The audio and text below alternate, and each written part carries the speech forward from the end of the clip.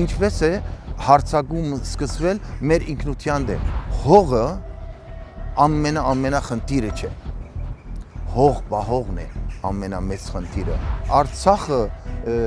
իսկապես ինձ համար ազգային զարթոնք է նշանակում։ Մեր պայքարը միշտ էլ եղել է անարդարության դեմ։ Ես շատ անգամ ասում եմ, ես արցախցի եմ։ Աղոթքը աղոթք է, բայց հավաքական աղոթքը ավելի ուժեղ է։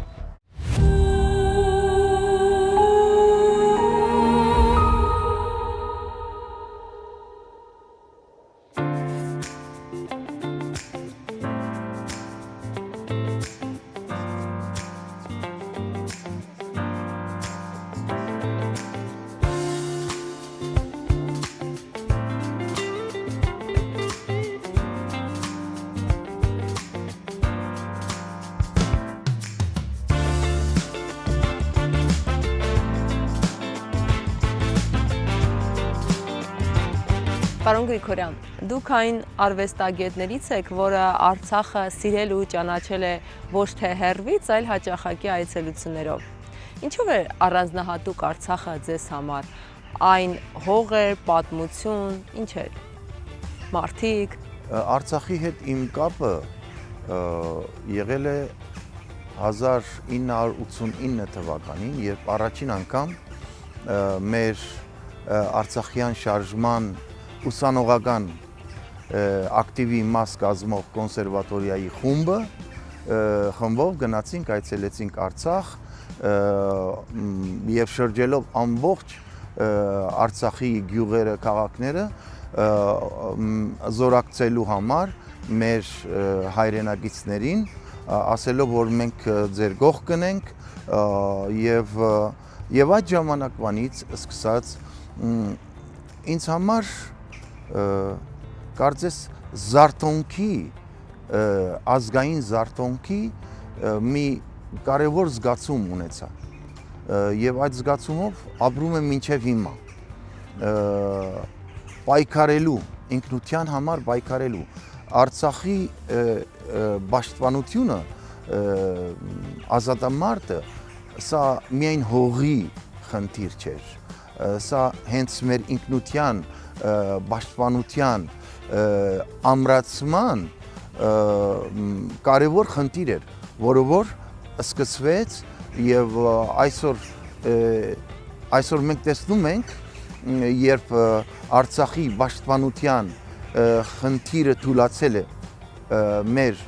հասարակության մեջ, ինչպես է հարցակում սկսվել մեր ինքնության դեմ։ Այսինքն ես միշտ էլ ասել եմ եւ հիմա էլ կասեմ, վաղն էլ կասեմ, հողը ամենախնդիրը չէ։ Հող պահողն է ամենամեծ խնդիրը։ Այսինքն եթե հոգու մեջից դուրս կա այն կամքը, այն ցանկությունը, կապը հողի հետ, հողը որևէ նշանակություն չի ունենա։ Դրա համար ես կրկին ուզում եմ ասել, որ Արցախը իսկապես ինձ համար ազգային զարթոնք է նշանակում։ Մեր տեսակը, մեր ազատ տեսակը, որ միշտ ազատ ենք եղել եւ չգիտես ինչու այդ ժամանակ բանդարկված էր։ Մեր տեսակը հենց Արցախով էր բանդարկված եւ մենք ուզեցինք այդ կապանքները կոտրել եւ ազատագրել մեզ բոլորիս հայից ազատագրել եւ դա հենց արցախյան ազատամարտով էր։ Ինձ համար սա է նշանակում։ Պարոն Գրիգորյան, իսկ Արցախում կա մի վայր, որը ձեզ համար սրբավայր է դարձել։ Իրականում ինձ համար, այո, ամբողջ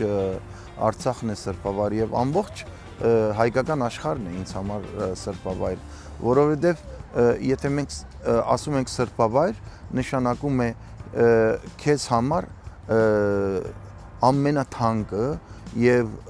որի համար պատրաստ ես քո կյանքը տալու, քո ամեն ինչը տալու։ Այսօր դժբախտաբար ես շատ եմ կարոտում, շատ այդ ճանապարհներին ամեն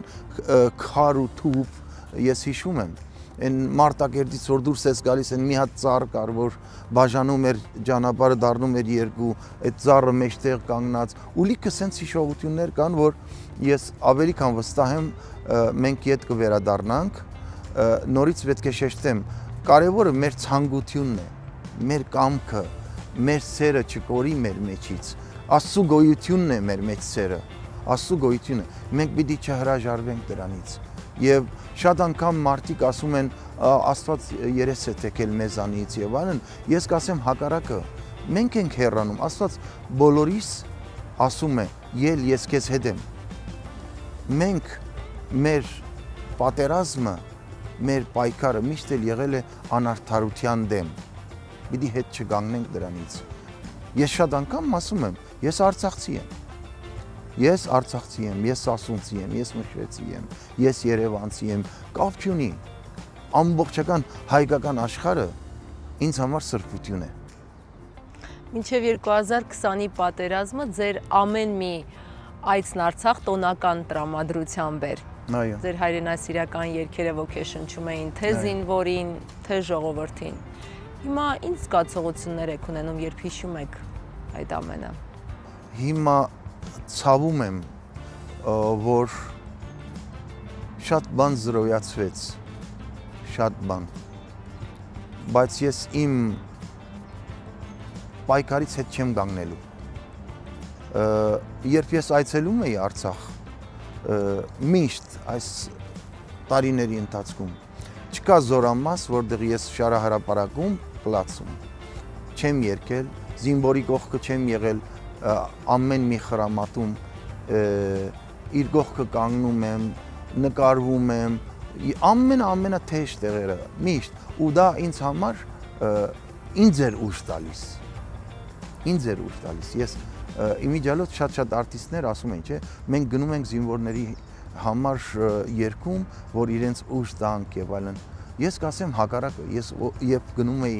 զինվորի համար երգելու, ես էի ուժ ստանում, որովհետեւ ամեն դեպքում զինվորի կյանքը սովորեցնում է մեզ, թե ինչպես պետք է պաշտպանել հայրենիքը։ Այո, մենք ասում ենք բարոյական, նաև մենք այդ ձևով ենք պաշտպանում, բայց զինվորի նման չկա։ Հայ զինվորի նման չկա։ Եվ բոլոր պատերազմները ցույց տվին, եւ 20 թվականի պատերազմը եւ 16 թվականի պատերազմը եւ դրանից հետո որ մեր զինվորները ի տարբերություն շատ ազգերի պետությունների զինվորների, մեր զինվորները որպես կամավոր էին ընտրվում։ Ոչ թե ուղղակի այդպես ստիպված են, քանի որ ժամկետային ծառայող են, այլ որպես կամավոր էին ընտրվում, ես տեսել եմ իմ աչքերով։ Իսկ պատերազմից հետո երգվում է այդ երգերը։ Ես չեմ դադարում երգել։ Ոչ ոք չի կարող ինձ ասել, որ հետ կանգնի քո հավատամքից, քո ընդհանրապես առաքելությունից։ Թող մեծ չհնչի, բայց ես գտել եմ իմ առաքելությունը։ Ես պետք է երգեմ իմ տեսակի համար, ես պետք է երգեմ իմ հայրենիքի համար, ես պետք է երգեմ իմ հայրենիքի պաշտպանների համար եւ շարունակում եմ նույն ձև։ Եվ ես գտնում եմ սա շատ հասարակ բան է։ Եթե երգիչը դեմից երգում է հայրենասիրական երգերը եւ ինչ որ ժամանակ հետո դադարում է, ուրեմն ինչ որ մի բան խնդիր կա, այսինքն առաջ էր ինքը համոզմունքով, թե հիմա է համոզմունքով։ Ես ապրում եմ այնպես, ինչպես երգում եմ բեմի վրա, եւ երգում եմ այնպես, ինչպես ապրում եմ իմ կյանքում, իմ ընտանիքում, իմ ընկերների շրջապատում, ընդհանրապես, որտեղ գնացել եմ աշխարհով մեկ, ես երգել եմ այդ երգերը։ Հայաբատական հանել եք երգացանկից։ Ոչ, Մոնտեի երգը ես նույնիսկ այդպես Facebook-յան հարթակում հաջող դնում եմ, այո, երբեմն արգելափակվում է իմ էջոբան, հետո նորից բացվում է, հետո նորից եմ դնում, այսինքն իմ երգը այնպես չի, որ ես երգում եմ, ուղղակի ես կատարում եմ, ես ապրում եմ իմ երգը։ Ես ոնց չգնահատեմ Մոնտեի արած սխրագործությունները, ոնց կարող եմ չգնահատեմ ինքնազոհողությունը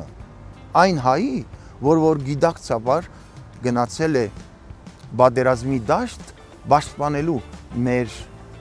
ֆիզիկական եւ բարոյական գոյությունը։ Ոնց կարող է ես հետ կանգնեմ այդ ամեն ինչից։ Մեր երգը հենց այդ ամեն ինչի մասին է խոսում։ Հայապատկան երգը ինքը կապ չունի, սիրո երգն էլ է ազգային հայրենասիրական երգ, որովհետեւ եթե սիրելու մասին է խոսքը, կա հայերեն սիրելու տեսակը։ Դրա համար ես ոչ մի երգից չեմ հրաժարվել եւ չեմ հրաժարվելու։ Այդ երգերը իմ կյանքն են։ Իսկ մարտիկի երգը ձեր ամենատպավորիչ ու հուզիչ կատարումը։ Կարող եք դրանից մի փոքրիկ հատված այս պահին երգել։ Երգեմ, այո, բայց ես կուզենայի երգել Արցախին նվիրված իմ գրած երգը։ Խնդրեմ։ Մի հատված կերգեմ, որովհետեւ սա էլի իմ համոզմունքով, իմ ապրածով գրված երգ է։ Արցախ, Արցախ, հայի բոստան, դու քաղցրանուն իմ նայրյան, քեզնով եմ ես զարթոնք ապրում, իմ հին ու նոր մեր Հայաստան։ Ուժեղ զգացումներ փոխանցեցիք, հուսով եմ նաև մեզ լսողներին, մեզ դիտողներին նույնը փոխանցեցիք։ Շատ կարևոր է, որ մենք կարողանանք մեր ժողովրդի մեջ արտնացնել այն ամեն ինչ որ դարերից եկել հասել է մեզ, մեր մտածողությունը, մեր հավատքը, թե մեր նկատմամբ, թե հավաքական հավատքը, այսինքն մեր ազգի նկատմամբ, մեր ազգային տեսակի նկատմամբ շատ կարևոր է այսօր սա արտնացնել մեր ժողովրդի մեջ։ Եվ ես նաև կուզենայի, որ բոլոր արվեստագետները այդ ճանապարհով գնան։ Չարի դեմ բարությամբ մենք պետք է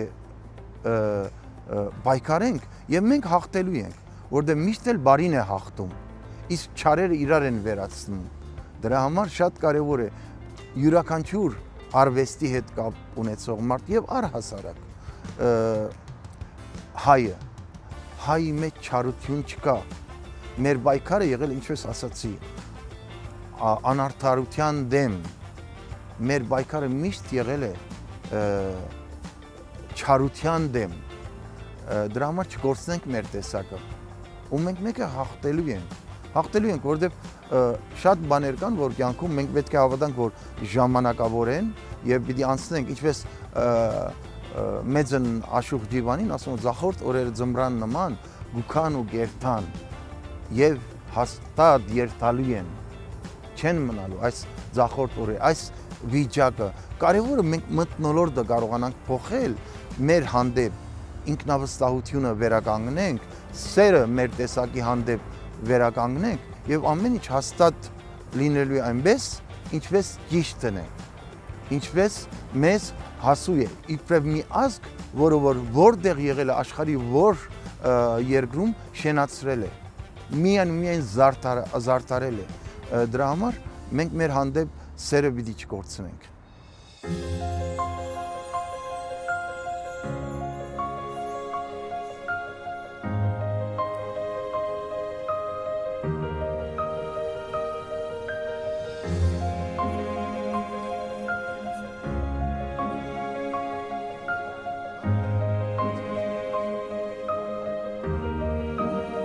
Պարոն Գրիգորյան,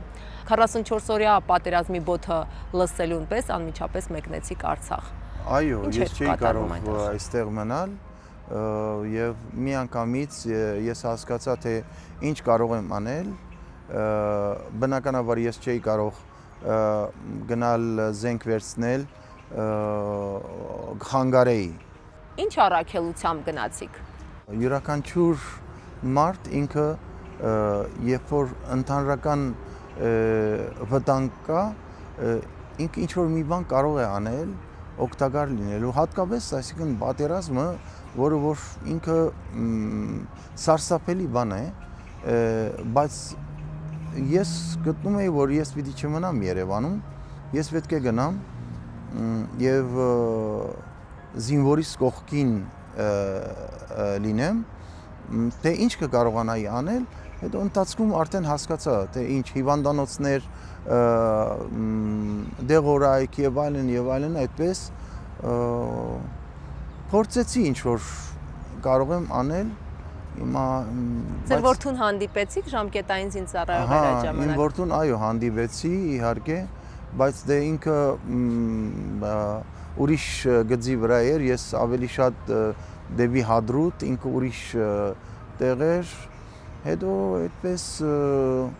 հետաքրքիր պատմություն կա նաև դրա հետ կապված, ես Հադրութի կողմ ամեն ինչ տանում էի, ինչ կարողանում էի, թե դեղորայքի, թե զրահապաճկոններ եւ այլն, բայց հետո տղաս վիրավորվեց եւ իր հրամանատարը միշտ ինձ հիշեցնում է, որ եթե տղայիդ էլ բերե իր զրահապաճկոն, ինքը չէր վիրավորվի, դե ես էլ միշտ ասել եմ իրան, որ բոլոր զինվորները իմ երեխեքն են, ինչ տարբերություն։ Այդպես որ տղաս վիրավորվեց, հիվանդանոց, հետո նորից գնաց շարունակեց իր մասնակցությունը հայրենիքի պաշտպանության գործում, այդպես պատերազմը սարսափելի բան է, հատկապես երբ որ պատերազմ չէ, որովհետև Ինչ էր։ խարդավանք, դավադրություն, ծախվածություն, խառնաշփոթ, ամեն ինչ կարող ես ասել, բացի պատերազմից, որովհետև պատերազմները սենց չեն լինում, այսինքն ամեն ինչ տակն ու վրա էր եւ Այդ պահին հասկացաք թե հետո։ Կամաց սկսեցի հասկանալ, որ այդպես է եւ դժբախտաբար մեր վրա շատ թանկ նստեց հազարավոր լույս տղաներ 5000 եւ ավել լույս տղաներ ուղակի այդպես իրենց կյանքը կորցրեցին եւ կգա այն օրը, երբ որ մենք կվերականգնենք արդարությունը եւ բոլոր նրանք, ովքեր որ իրական այս ամեն ինչի մեղավորներ են, իրենք պատասխան պետք է տան։ Պատերազմից հետո էլ շարունակեցիք հաճախ լինել Արցախում, արդեն վիրավոր Արցախում։ Եվ ամեն անգամ ինչ պատասխանատվություն էիք կրում ձեզ վրա գտնվելով Արցախում։ Թե պատերազմի ժամանակ, թե պատերազմից առաջ, թե 1988-ից սկսած եւ մինչեւ հիմա, ես ինձ պատասխանատու եմ զգում։ Այսինքն պատասխանատվության զգացում ունեմ յուրաքանչյուր արժեքի, թե ֆիզիկական, թե բարոյական պաշտպանության գործում։ Այսինքն եթե մի բան կա, որը որ ինքը վնասում է իմ ֆիզիկական, իբրև հավաքական, ֆիզիկական եւ հոգեվոր, բարոյական գոյությանը, ես պատասխանատվություն ունեմ։ Ես միայն իրավունքների մարդ չեմ, այլ նաև պատասխանատվության մարդ եմ։ Ես զարմանում եմ, երբ որ մարդիկ միայն խոսում են իրավունքների մասին։ Բա պարտականությունը, պատասխանատվությունը, մենք բոլորս շատ պարտականություններ ունենք։ Մեր տեսակի պահպանության, պաշտպանության, ամրացման, հարադեպման գործում յուրաքանչյուրս պարտավորություններ ունենք, պատասխանատվություն ունենք եւ այդ իրավունքը ունենք նաեւ։ Դրա համար ես միշտ ասում եմ, անձնական իրավունքները հեչ են։ Մեր հավաքական ազգային իրավունքներն են կարևոր, որի համար յուրաքանչյուր անձ անհատ պետք է ինքը իր ներդրումը ունենա։ Հիմա ինչ գիտակցումով եք ապրում Արցախի կորստից հետո։ Նախ ամենակարևոր գիտակցումը այն է, որ ես վստահ եմ, որ այս ամեն ինչի ժամանակավոր է եւ ելի եմ ասում, մեր պայքարը, մեր խնդիրը հոգեվոր եւ բարոյական հարթության վրա է եւ եթե մենք կարողանանք այդ ամեն ինչը մաքրել եւ վերականգնենք այն մթնոլորտը, որ մենք բոլորս ենք պատասխանատու այս ամեն ինչի համար, այսինքն պատասխանատվությունը բերում է գործի, այսինքն դու պետք է անես, պետք է չխնայես որևէ բան, պետք է չզլանաս պաշտպանելու այդ իրավունքները, այսինքն այս ամեն ինչը ժամանակավոր է, ավելի քան վստահ եմ, բայց որովհետեւ ժամանակավոր լինի եւ երկար ժամանակավոր չլինի, յուրաքանչյուրս պետք է մի բան անի, քիչ առաջ ես ասացի, յուրաքանչյուր արվեստագետ, յուրաքանչյուր մարդ իր խոսույթում, իր ելույթներում, թե հանրային, թե մասնավոր եւ այլն, պետք է ինքը այ նպատակակետը դնի, որ մեր խնդիրը հոգևոր դաշտում է, հոգևոր պատկանելության դաշտում է, հողը բահողի խնդիր ունենք, որը որ այսօր չգիտես ինչի այդպես սասանվել է, հողը տեղում է, հողը հայկական է, հայկականությունը ապրող, հայկականությունը վայելող, մենք այսօր այդ հոգեբանությունը, այդ հոգեգերտվածքը պետք է վերականգնենք։ Պարոն Գրիգորյան, դուք